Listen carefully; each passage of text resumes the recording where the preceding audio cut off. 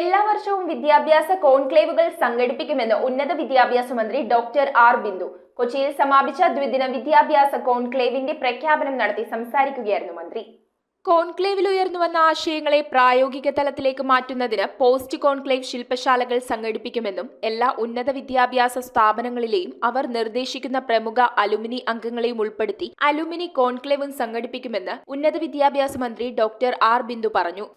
The suggestions put forward by the distinguished resource persons who devoted their time for contemplating on the issue of tracing the future paths of higher education in Kerala would be of immense help for the Higher Education Department of Kerala. കൊച്ചിയിൽ സമാപിച്ച ദ്വിദിന വിദ്യാഭ്യാസ കോൺക്ലേവിന്റെ പ്രഖ്യാപനം നടത്തുകയായിരുന്നു മന്ത്രി. പാഠ്യപദ്ധതികൾ ആധുനിക ആവശ്യങ്ങൾക്കനുസരിച്ച് നവീകരിക്കുന്നതിന് നിരവധി അധ്യാപക പരിശീലന പരിപാടികൾ നടപ്പിലാക്കുമെന്നും മന്ത്രി കൂട്ടിച്ചേർത്തു. All the higher education institutions are instructed to establish centers for skill development courses and career planning in their campuses.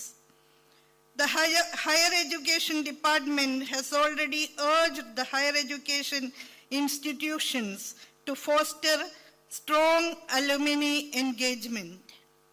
In the coming session of the Assembly, a bill pertaining to bringing about the necessary amendments to the acts of various universities will be presented. News bureau, Ernakulam. തറവാട്ടിലേക്ക് സാധനങ്ങൾ വാങ്ങിയ കട ഇത് തന്നെ. ഇനി ഒന്നും നോക്കണ്ട, കണ്ണടച്ച് വാങ്ങിച്ചോ. ഏത് ഐറ്റത്തിനും ഞാൻ ഗ്യാരണ്ടി. ചേന്നാട്, തലമുറകൾ കൈമാറുന്ന വിശ്വാസം. ചേന്നാട് ഇലക്ട്രിക്കൽസ്, തോപ്പുംപടി, കൊച്ചിൻ 5.